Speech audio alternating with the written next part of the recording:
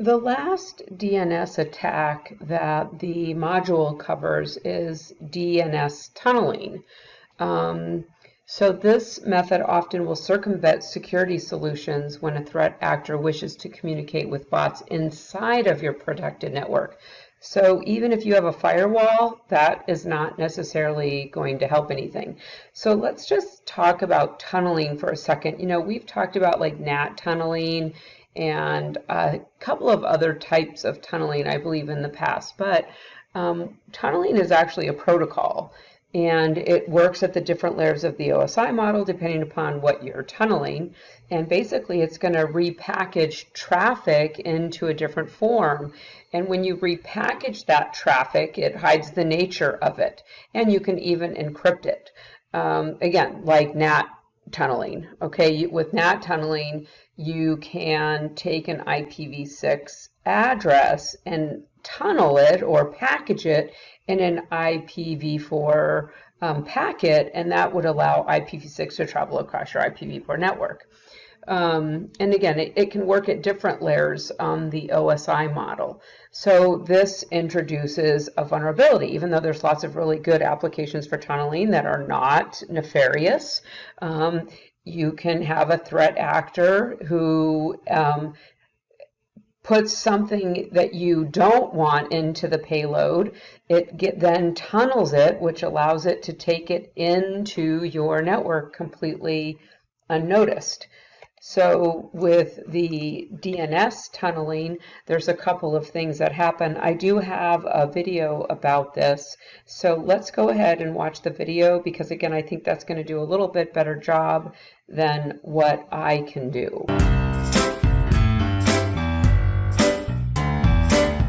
So you know how newspapers sometimes have a corrections section? Well, on Quitna, we have that too. So last week we had a great discussion about FTP and what happens at port 20. And while that discussion is extremely relevant because the content is important and testable, in the question, the context was a little off. So we had mentioned that FTP can be used as a form of data exfiltration. But really in the modern day, as one of our viewers pointed out, attackers typically don't use that method anymore because organizations have figured out how to actually stop it. So the question is, how, in the modern day, would an attacker actually attempt data exfiltration? Well, I'm glad you asked, and enter DNS tunneling. So before we can talk about DNS tunneling, we have to first define DNS. So DNS stands for, this is a protocol that you and the rest of the internet users use all the time.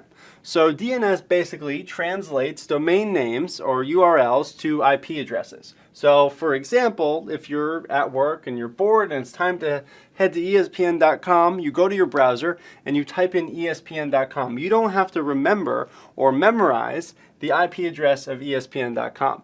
The DNS protocol will actually translate your web address that you typed in to the IP address your computer can get there. Now, when your computer doesn't know the IP address of the website you're trying to go to, it's going to ask what we call a DNS server. When it asks the DNS server to respond with an IP address, that ask is called a query.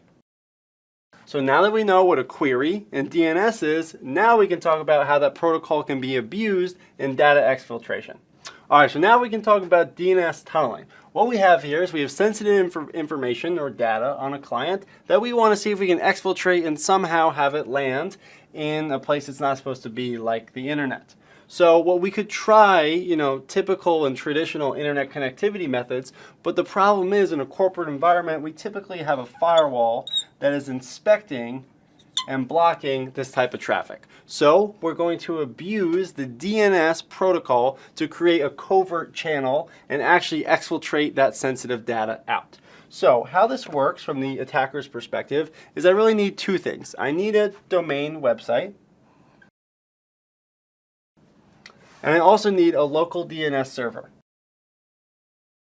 So what happens is I'm going to actually have the client go ahead and try to query this DNS server. So what happens is when the client goes and tries to go to this website, it'll typically be passed through a local DNS server.